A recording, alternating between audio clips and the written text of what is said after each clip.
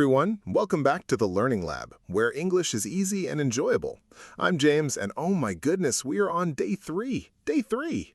Do you know what day 3 means? It means you are officially on a streak. You came back yesterday, you came back today, and that little habit you are building right now, that is going to change everything for your English. I'm serious. I'm not just saying that to be nice. I genuinely mean it. So before anything else, if you are new here today, welcome with open arms. We are doing a 30-day English shadowing challenge together. And every single day we come back with a new topic, new practice, and honestly, just a lot of good energy. So tap that subscribe button right now, tap the bell so you never miss a day, and let's get into it. Jenny, good morning, good afternoon, good evening, wherever you are in the world. James, why did you say all three? Because our listeners are everywhere, Jenny. Someone is watching this at breakfast, someone's watching at lunch, someone's watching at midnight. I want everyone to feel welcomed. Is that too much? No, actually, that's very sweet. And also very fitting because today's topic is literally about greetings, so that was almost poetic. Was it? I didn't even plan that. That was completely accidental. Sometimes the best things are. Okay, everyone. Yes, today is day 3, and today we are talking about greetings and small talk.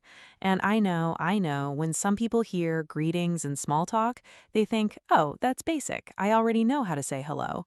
But I want to challenge that idea right from the beginning, because greetings and small talk in English are actually much deeper and much more interesting than most people think.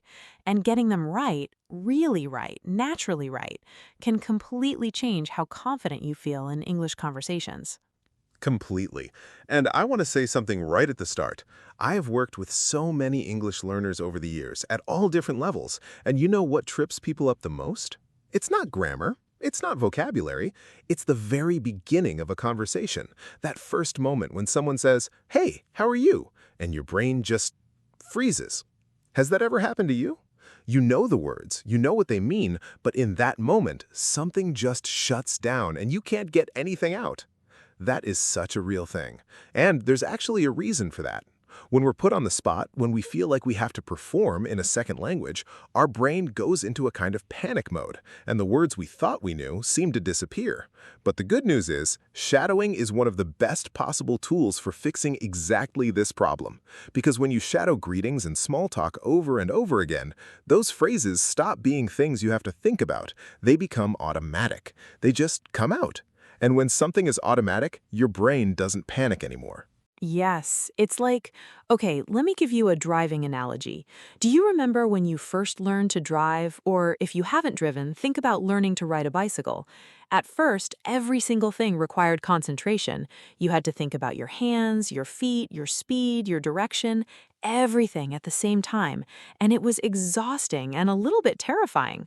But after weeks and months of practice, suddenly you could just drive or ride without thinking, because your brain had made it automatic. And that is exactly what we want to do with greetings and small talk in English.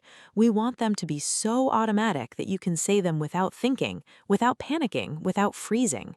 And that automaticity, that automatic ease, that's the real goal of shadowing.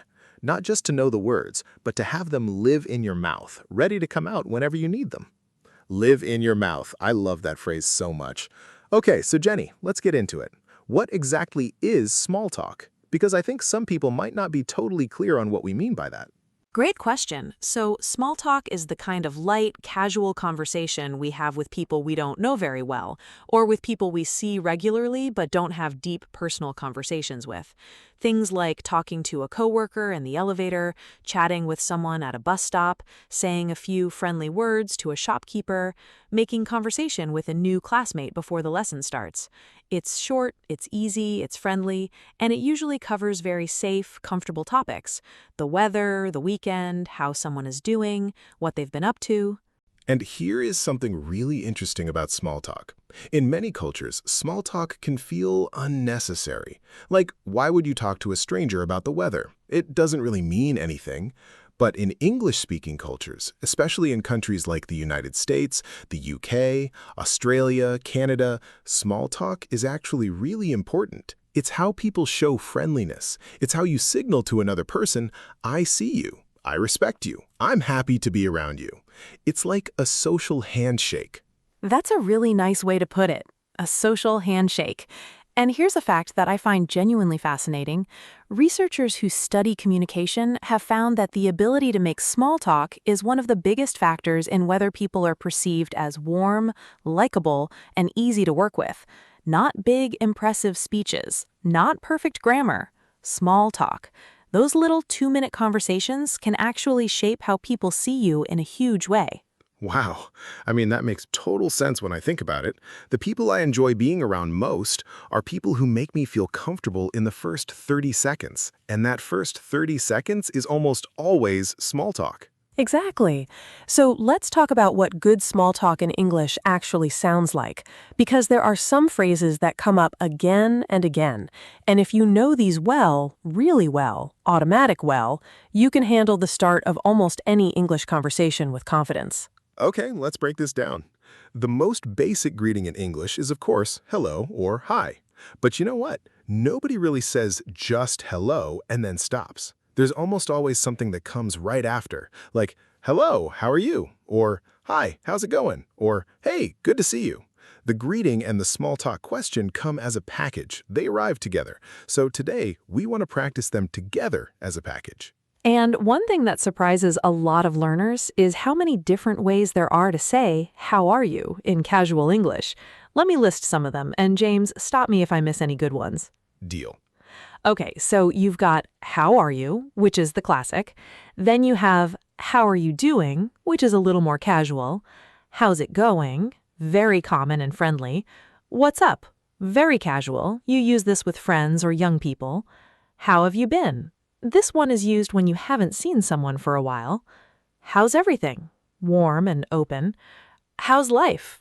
Casual and relaxed. And in British English, you might hear, "You all right?" which sounds a little strange if you're not used to it, because it sounds like someone is asking if you're okay, like maybe something is wrong. But it's just a friendly greeting. It means, "Hello, how are you?" Oh, yes, the British, you're right, took me completely by surprise the first time I heard it. I thought something had happened. I was looking around like, is there a problem? Am I not all right? And the person was just saying hello. That's such a classic reaction. Cultural context matters so much. It really does. Okay, and then there are the responses, because this is the other part that people often don't practice enough. Someone says, how are you? And you have to respond. And a lot of learners say the same thing every single time. I am fine, thank you, which is perfectly correct English, but it sounds a tiny bit stiff and formal in casual conversation. Like imagine you're at a coffee shop and the barista says, hey, how's it going? And you say, I am fine, thank you. They're not going to laugh at you or anything, but it might feel a little formal, a little textbook. Right, so let's talk about more natural responses. Some of the most common ones are, "I'm good, thanks." Short and warm. "Pretty good, you?" And notice that "you" at the end, that's really important. In English small talk, we almost always bounce the question back. It's like a little ball. You catch it and you throw it right back. "I'm good, you?" "Not bad, how about you?" "Doing well, and yourself?" That bounce back is so important. If someone asks how you are and you just answer and then go silent, the conversation kind of dies right there. But if you bounce it back, I'm good, how about you? You've kept the ball in the air. You've kept the conversation going. And that is a real skill, a genuine social skill that even native speakers sometimes forget. And here are a few more casual responses that you might hear in everyday English. "Can't complain." This one means things are okay, maybe not perfect, but you have nothing to really complain about. "Living the dream." This one is often said with a little bit of humor, especially if things are actually pretty busy or stressful. It's a friendly, funny way to say, "I'm okay." "Same old, same old." This means nothing has really changed. Things are the same as usual. And "hanging in there." This is used when things are a little tough, but you're managing, you're hanging on, you're not giving up. I love hanging in there. It's such a human phrase. It sounds like someone holding on to a rope and just not letting go, which honestly describes a lot of Monday mornings. It really does. Okay, so now let's talk about how to actually continue a small talk conversation after the greeting, because this is where a lot of people get stuck. They can say, "Hi, I'm good, how are you?" But then silence. They don't know what to say next. and that silence can feel really uncomfortable. So having a few go-to topics and phrases ready is incredibly helpful. The absolute king of small talk topics, and this is true especially in the UK, but also in many other English-speaking places, is the weather. I know, the weather. It sounds so boring, but here's why it works perfectly for small talk. Everyone experiences the weather. It's always there. You don't have to know anything personal about the other person, and it's completely safe. Nobody's going to get upset about the weather. Well, they might complain about it, but that's actually part of the fun. There's actually an interesting theory about why the British talk about the weather so much. And it's not just because the British weather is very unpredictable, though it is. It's because talking about the weather is a neutral, comfortable way to break silence and create a moment of connection with another person. It's a social tool, not really a conversation about meteorology. Okay, Jenny, meteorology, that's a big word for day 3. Sorry, it means the study of weather. Point is, when you say, nice day, isn't it? You're not really talking about the weather. You're saying, I notice you. I'm friendly. Let's connect for a moment. And that small moment of connection is actually really valuable. So beautifully said. Okay, let's also mention some other easy, safe small talk topics. You've got the weekend. Did you have a good weekend? Or any plans for the weekend? Super common, super friendly. You've got work or school. How's work going? Or how are your studies? Easy and warm. You've got food. Have you eaten yet? Or do you know any good places to eat around here? Food is a wonderful small talk topic because almost everyone has something to say about it. And my personal favorite small talk topic, which I think is very underused, is giving a genuine compliment. Something like, I really like your bag, or that's a great jacket, or your English sounds so good. People love receiving a sincere compliment, and it starts the conversation with warmth and positivity right away. Oh, that's such a good one. A genuine, kind compliment opens a door. It makes the other person smile, and suddenly you have a warm connection, from 0 to warm in about 5 seconds. Okay, are we ready to practice? Because I feel like we have given a really solid foundation today, and now it's time to actually do the thing. So ready. Okay, everyone, here is your shadowing practice for today. We're going to do this in rounds.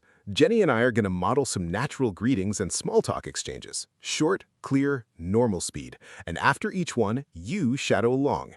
Say the lines out loud. Put a friendly, natural tone in your voice. Pretend you're actually talking to someone. Ready? Let's go. Round 1. Basic greetings. I'll say it twice, you say it after me. Hey, how are you doing today? Good. Now the response. Say this one after me. I'm doing really well, thanks. How about you? I'm doing really well, thanks. How about you? Beautiful. Notice how the response ends with, how about you? That's the bounce back. Always bounce it back. Let's try another one. Hi there, long time no see. How have you been? Hi there, long time no see. How have you been? Ooh, long time no see. That is such a warm, happy phrase. Say it like you mean it. You're genuinely happy to see this person after a long time. And the response, I've been great. Thanks for asking. It's so good to see you. I've been great. Thanks for asking. It's so good to see you. Yes, put that smile in your voice. You can actually hear a smile when someone is talking, and it makes such a difference. Okay, round 2, small talk topics. Jenny, do you want to do the weather? Of course. Shadow after me. It's such a beautiful day today, isn't it? It's such a beautiful day today, isn't it? And the response, it really is. I love days like this. It makes everything feel better. It really is. I love days like this. It makes everything feel better. Now let's try the weekend topic. So, did you do anything fun this weekend? So, did you do anything fun this weekend? And the response, yeah, I just relaxed at home mostly. It was really nice. How about you? Yeah, I just relaxed at home mostly. It was really nice. How about you? Did you notice yeah at the beginning? Not yes. Yeah. In casual conversation, yeah is very natural and common. Yes is correct too, but yeah sounds warmer and more relaxed. Such a good detail. It's the little things like that, yeah instead of yes, that make your English sound more natural and comfortable. Okay, round 3. This one is a full mini conversation. Jenny and I are going to do it together, and I want you to shadow Jenny's lines. Ready? Ready. Okay, James will go first. Hey, Jenny, I haven't seen you in ages. How have you been? Oh, I've been really good. Things have been a bit busy lately, but I can't complain. How about you? Shadow that line. Oh, I've been really good. Things have been a bit busy lately, but I can't complain. How about you? Oh, I've been really good. Things have been a bit busy lately, but I can't complain. How about you? Same here, honestly. But hey, it's good to be busy, right? Better than the alternative. That's true. Hey, we should catch up properly sometime. It would be really nice. Shadow that. That's true. Hey, we should catch up properly sometime. It would be really nice. That's true.